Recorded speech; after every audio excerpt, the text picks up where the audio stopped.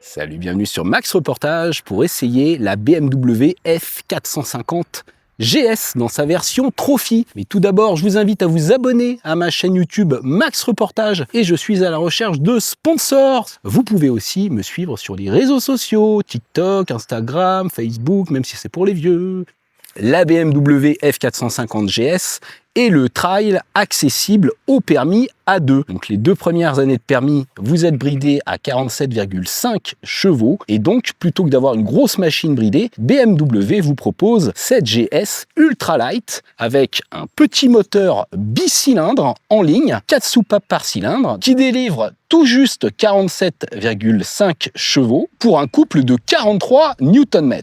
Et comme la machine fait 163 kg à sec, eh bien elle offre le meilleur rapport poids-puissance de la catégorie A2. Ce petit moteur est associé à une boîte de vitesse à 6 rapports et une transmission finale par chaîne. On bénéficie d'un shifter pour monter et descendre les 6 rapports sans débrayer, mais on peut aussi ajouter un embrayage assisté, ce qui est le cas de mon modèle d'essai tout équipé.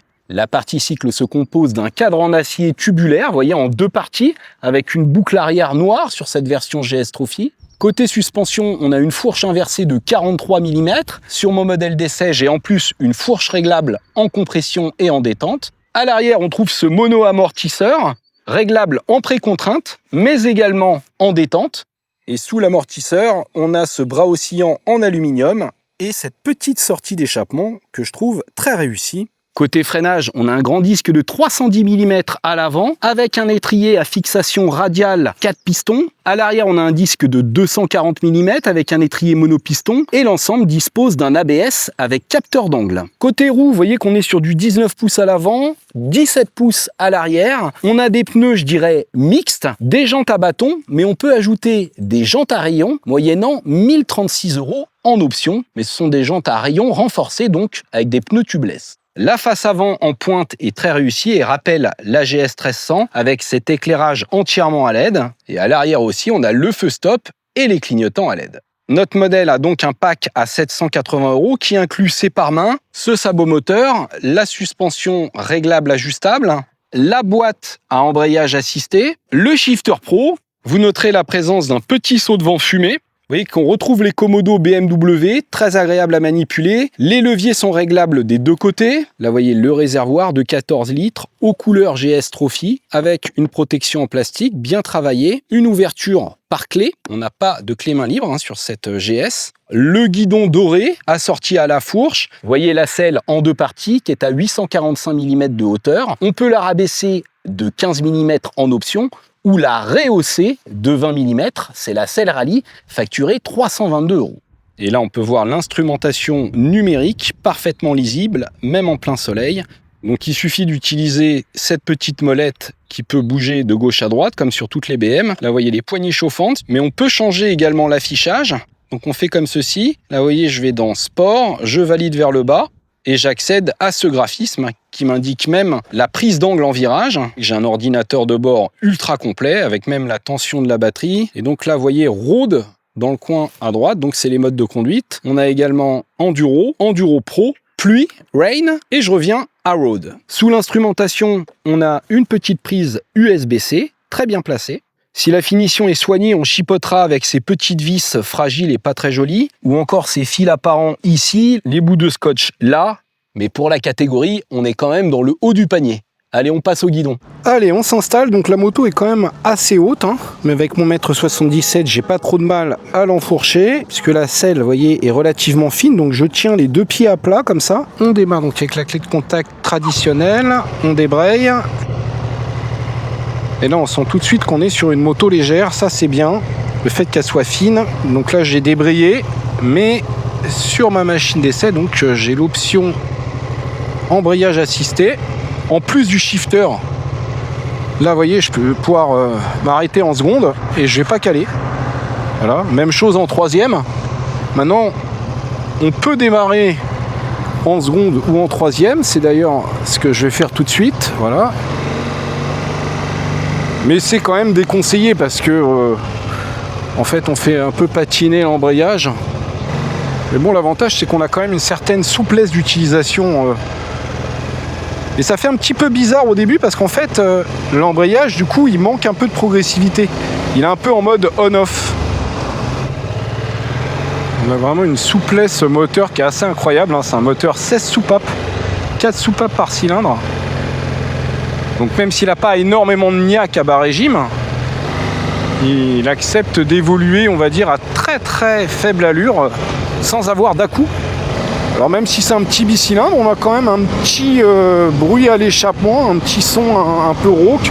Donc là, vous voyez, hop, je reste en seconde. La moto est souple et douce. On a un rayon de braquage absolument exceptionnel. Hein. La moto, elle tourne sur elle-même, vous voyez, pour faire des manœuvres. Là, je vais faire un demi-tour ici, vous voyez. Alors j'ai débrayé, mais je suis pas obligé. Hop, je peux le lâcher, l'embrayage. Hop, hop, voilà, en première. Hop, je fais mes petits demi-tours. Un tout petit peu, vous voyez, c'est réactif. J'ai un tout petit peu d'à-coup en première, faire attention. En mode road.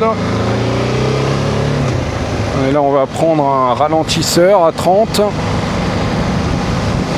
Ouais, ça c'est bien. C'est pas trop sec. Hein. Ici, vous voyez le casse-vitesse. Tac. Non, elle est vraiment tolérante, la suspension. Pour une petite machine comme ça, je trouve qu'on a vraiment un bon niveau de confort. Et surtout, le gros point fort, c'est que le guidon est pas trop large, suffisamment pour avoir, on va dire, une bonne maniabilité. Mais vous voyez, les rétros dépassent pas du guidon. Donc si on veut se faufiler, passer entre les voitures en ville, ce sera très facile. Ça pour Paris et l'Île-de-France, ce sera impeccable. Donc là, vous voyez, je roule en 5e, sans m'en rendre compte. Et elle me dit rétrogradé. Mais je peux continuer à rouler sur un filet de gaz. En termes d'éclairage, c'est très bien. On a une gâchette d'appel de phare et c'est puissant. Donc ça, c'est bien. Les véhicules vous voient bien. Mais le klaxon est un peu faiblard, je trouve. Vous voyez, c'est le minimum syndical. Allons voir ce que ça donne sur route. Et on est parti. Donc j'ai mis l'affichage en mode sport qui vous indique l'angle dans les virages. Alors, c'est au-dessus de 7000 qu'on va avoir vraiment de la niaque. Mais quand on est au-dessus de 7000, on a quand même pas mal de vibrations dans les repose-pieds et dans le guidon. Je trouve que les suspensions sont vraiment top. J'ai pu essayer un modèle sans la suspension réglable et j'ai pas vu de différence. J'ai trouvé ça très bien aussi. Alors la boîte est assez rapide, elle est précise, mais j'ai quand même une préférence pour la boîte sans l'assistance. Je la trouve encore plus souple. Puis j'aime bien pouvoir doser mon embrayage, alors que là, le dosage de l'embrayage est quand même moins précis. Voilà, comme ça, là, vous voyez, je mets, hop, ça prend 10 000 tours. Mais c'est pas très agréable à haut régime. Je dirais que la plage d'utilisation qui est agréable, c'est entre 4 et 7. Alors comme toutes les BMW, on va avoir un excellent niveau de sécurité active, avec un ABS à capteur d'angle, une centrale inertielle qui va donc calculer l'angle de la moto et qui va permettre d'intervenir à la fois sur le freinage, l'ABS et aussi l'anti-patinage. Là vous voyez, quand je rentre dans un virage, sur les freins, elle plonge pas trop, elle est facile à inscrire. Vous voyez, elle se maintient bien. On n'a pas l'impression d'être sur une moto frêle pour autant. La version 310 était un peu plus frêle. Là on est plus sur le sentiment d'avoir un châssis d'une 500. Donc c'est bien en châssis. Allez, là je vais prendre les freins dans la ligne droite, 1, 2, 3. Voilà, hop, hop, hop, hop. Voilà, j'ai déclenché l'ABS. À la fin, j'ai débrayé alors que j'avais pas lieu puisque j'ai l'aide de la boîte. Là, il me dit, vous voyez, pour redémarrer, mettez la première. J'ai redémarré en 4. Donc ça freine bien, mais j'aurais voulu avoir un petit peu plus de progressivité sur le levier avant. Mais bon, ça freine. Et le dosage de la pédale de frein arrière est bien naturel. On n'a pas énormément de, je dirais, de mordant ou de niaque, mais c'est très très bien pour se stabiliser à l'entrée des virages serrés. Et là on peut prendre un peu plus d'angle. Voilà, hop. Il me dit 41 degrés. Et j'ai pas trop forcé, mais vous voyez, pour un petit trail comme ça, c'est vraiment bien. On n'a pas de mouvement de suspension, vous voyez, ça pompe pas. Et puis les pneus Maxxis accrochent bien hein, sur le sec là. C'est vraiment très plaisant. C'est une moto qui est facile et sécurisante. C'est vraiment très très bien adapté aux jeunes permis. Mais je dirais que même les amateurs aguerris prendront du plaisir. Et parce que une moto légère, eh bien, c'est comme un vélo. Et nous voici sur un petit chemin en off-road. Donc on est sur de la terre et des cailloux. C'est sec, ça va. Et vous voyez, ce qu'il y a de bien, c'est que avec le mode Enduro Pro, on peut faire des dérapages de la roue arrière pour mieux contrôler sa moto quand ça glisse. Ça va aussi réguler l'ABS à l'avant pour qu'il soit moins intrusif. Mais on ne peut pas le déconnecter complètement à l'avant. Ce qu'il y a de bien, c'est que la machine est étroite. On peut rehausser le guidon en option pour ceux qui font vraiment beaucoup de off-road. Mais là, vous voyez que mon mètre 77, je suis bien. J'arrive à bien la serrer entre mes genoux. On apprécie encore une fois son côté ultra light à cette GS. Pour faire du tout chemin, c'est l'idéal. Et c'est vrai que le shifter, même en enduro, c'est vraiment appréciable. Ça va éviter de débrayer. Alors ce qu'il y a de bien, c'est que le moteur étant peu puissant, on n'a pas beaucoup de couple. Et donc en fait, on maîtrise bien ses gaz, on risque pas d'être emporté, même si ça peut être réactif, vous voyez. On peut aller un peu plus vite.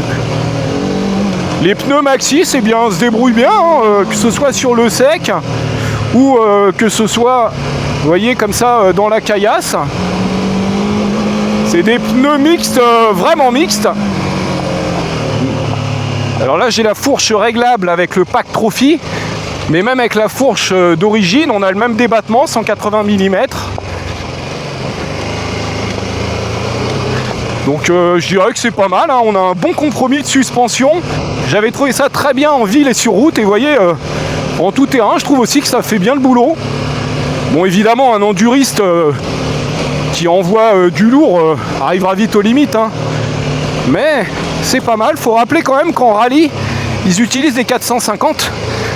C'est la cylindrée idéale pour faire ça parce que ça évite d'avoir une machine trop lourde et plus facile donc à contrôler, passer dans les ornières ou quoi, ou même la relever quand on tombe tout simplement. Allez, on va aller voir ce que ça donne sur autoroute. Allez, c'est parti pour un petit bout d'autoroute. Direction Gap. On va pouvoir voir ce que ça donne à 130. Allez, là je suis à 130 en 6ème. Et vous voyez, je suis à un peu plus de 7000 tours minute. Ça tourne haut, c'est normal, c'est un petit moteur. J'ai beaucoup de vibrations, notamment dans les repose-pieds qui sont assez désagréables, on va dire, au long cours. Donc ça va être ça un peu la limite, je dirais, sur voie rapide de cette moto. Ça vibre aussi pas mal dans le guidon, ça fourmille. Test de pointe, on va prendre 163 km/h compteur. Alors on peut pas avoir de régulateur de vitesse, mais là, moi j'ai des poignées chauffantes, ce qui est toujours bon à prendre. Les protège-mains sont assez efficaces.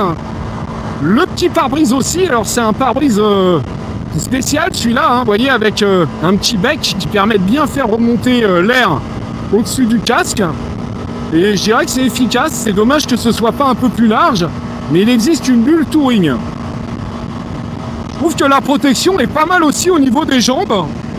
C'est-à-dire que c'est un peu élargi devant et ça protège les genoux, vous voyez.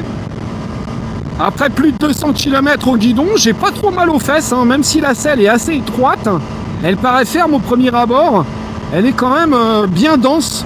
Alors côté consommation, eh bien il va m'indiquer 4 litres de moyenne sur plus de 200 km, sachant que je me suis pas privé. Le constructeur annonce 3 litres 8. C'est vraiment très très sobre. Ça c'est vraiment un point fondamental, surtout de nos jours, vu le prix du pétrole. Et avec un réservoir de 14 litres, vous pourrez faire 350 km. Donc belle autonomie, faible consommation. Bref, cette GS est une petite GS de débutant, certes, mais qui peut faire de très grandes choses. Parlons maintenant des tarifs. Alors ça démarre à partir de 7500 € sur la version Cosmic Black. Si vous voulez une version exclusive avec le pack à 305 € pour avoir le shifter et tout ça, c'est celle que je conseille d'ailleurs, vous serez à 7805 €. Et ce modèle Trophy, on va dire haut de gamme tout équipé, est à 8280 €.